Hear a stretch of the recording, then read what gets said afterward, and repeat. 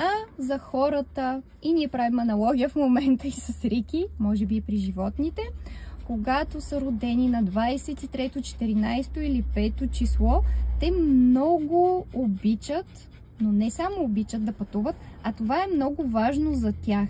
Това са хора, които трябва да са такива пътешественици, да сменят места, дори от град в град. Това ще се отрази много ползотворно на тях. И може би за това Рик е толкова щастлив и пълен с ентусиазъм. Защото всяка енергия си има различни неща, които я изпълват и които я водят към нейния път, към най-добрия път за вас. Сега много хора ще кажат: и аз обичам да пътувам и е добре за мен. Да, но има полезни неща.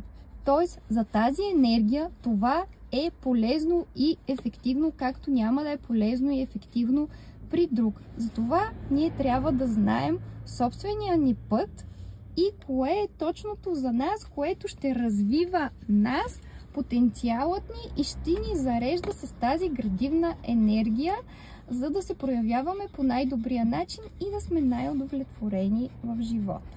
Кой обича да пътува и да се движи?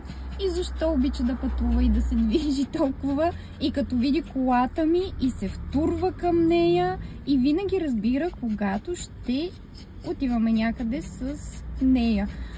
Просто нищо не му казвам, само по дрехите ми, как съм се облякла, сочва към колата. Не знам как го прави, той може да ни обясни. Тази малка главичка умна.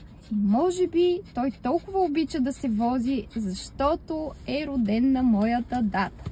Въобще обича да пътува, да се придвижва с превозни средства. Той е роден на 23-то число.